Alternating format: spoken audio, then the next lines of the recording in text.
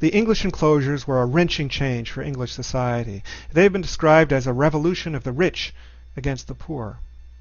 And although they happen in England, they have broader relevance. England was becoming the first industrial society. It was becoming a market economy. And it was a colonial power.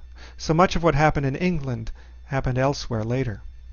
Today, the metaphor of enclosure is often applied to the expansion of copyright and patent law.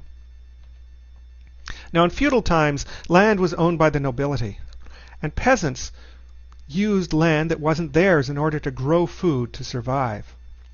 And in return for using the Lord's land, they owed duties to the Lord. They would provide him with a certain proportion of their crop, and they would also have to work with him and obey him in other ways. Even freedmen needed access to resources such as firewood in the forest in order to make a living. And over time, these rights to access land were codified and became traditional.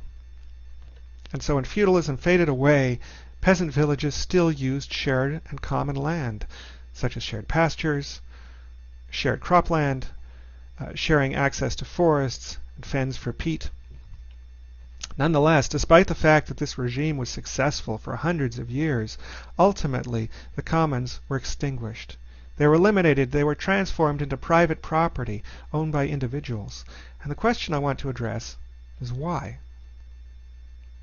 Well, one of the primary arguments given at the time was that the commoners were lazy. These were masterless men in a class society. They worked for nobody but themselves. When they'd grown enough food to live, they had holidays, they had festivals, celebrations. Our forests and great commons make the poor that are upon them too much like the Indians, being a hindrance to industry, and are nurseries of idleness and insolence. So said John Bellers, a Quaker reformer who was trying to help the poor, and yet you can see his condescending attitude toward them. When a laborer becomes possessed of more land than he and his family can cultivate in the evenings, the farmer can no longer depend on him for constant work. This is an agricultural magazine for landowners at the time, and the argument it's making is that if poor people can sustain themselves, if they can be independent, then they won't have to work for anybody else, and this will be bad for the country as a whole. Another argument was theft. Even though common right had been established and in place for hundreds of years, commoners are accused of taking things that wasn't theirs.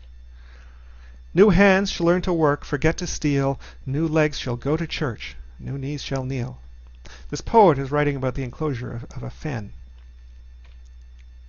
Now, beyond these justifications, one of the primary motives for enclosure was wool. The nobility had not been very good with making a profit with their land. That wasn't their goal. They wanted prestige. But with the onset of capitalism, landowners realized they could make a lot of money in textiles, which was one of the driving industries of capitalism. But the problem was that the land they'd like to raise their sheep on was occupied by the commoners. If they could take that land back and raise sheep, they could make a lot of money. But there was a problem. Typically, the commons were not actually owned by just a landlord. They were divided up, with different pieces belonging to different people. Often, a peasant might own a little garden, or a strip of the shared field. Now, if all the people in a district agreed to enclose, they could just amicably separate things up. An individual might choose to enclose the little bit that he had, but that might be a thin strip of farmland, which isn't very practical to fence, although it did happen, apparently.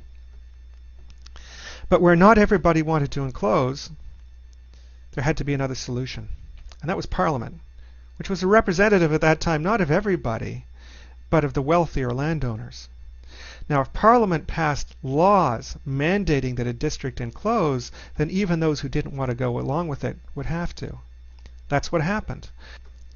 What they did is they'd look at the proportion of ownership in a district. If the owners of 80% of the land wanted to enclose, Parliament would pass a law obliging the other 20% to go along and enclose also. You can imagine who the 80% were and who the 20% were. The 80% would typically be wealthy landowners, and the 20% are probably the poor who are getting along with just barely enough to eat.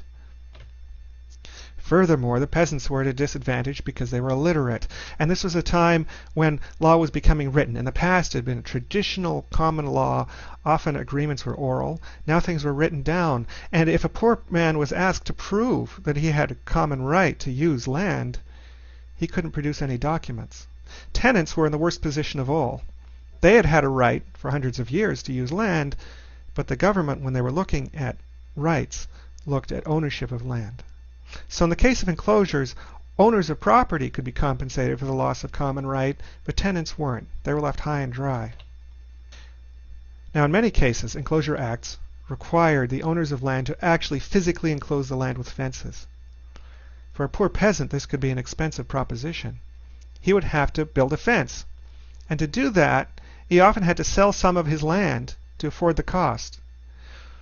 Once he'd done the enclosure, he would discover, in many cases, that he didn't have enough land left to survive, to live on, and he had to sell the rest and go elsewhere looking for a way to make a living. The injustice of the enclosures was fought hard by the poor, who did things like destroying the crops of enclosers. Here's a peasant complaining, "Should a poor man take one of your sheep from the common, his life would be forfeited by law. But should you take the common from 100 poor men's sheep, the law gives no redress." The landlord to whom he is writing said, "You're being rude. I'm not going to talk to you." And presumably, he lost his common right. This produced a huge increase in pauperism, that is, destitution, extreme poverty in England, which was one of the major social problems of the time. Harsh laws were passed trying to deal with this. Some of them made it so that a man without work could be obliged to work for anybody who could take him. Sometimes these people were imprisoned, even maimed. A second charge of vagrancy after a first offense could result in execution. Another solution was transportation. Paupers could be picked up off the streets, collected together on ships, shipped overseas to places like Australia and North America to work. And the hardships were great. In some cases, the majority of the people on a vessel would be dead within a few years from how difficult life was overseas. Even children would be swept off the streets and just plonked on a ship to be shipped out. Of those who remained, they still had to find a way to make a living with their villages disintegrating, with no way to grow food. Well, the Industrial Revolution was happening at this time, and the factories in the cities had a great need for cheap labor. And so the peasants, the former peasants, were perfect for this.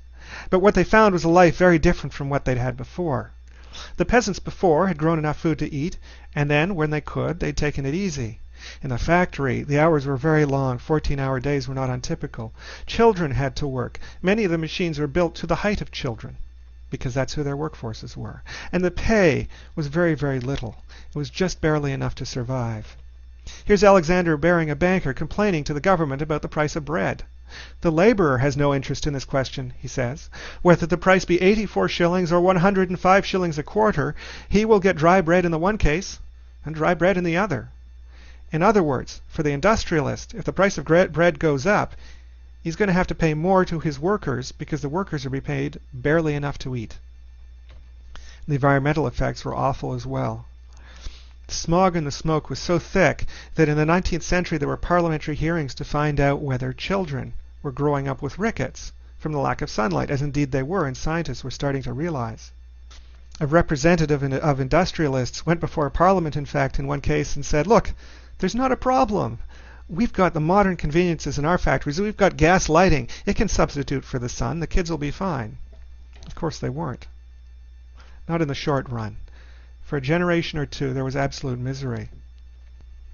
In the long run, the enclosures may well have contributed to the success of the Industrial Revolution, which produced much of the wealth that we enjoy today in the developed countries.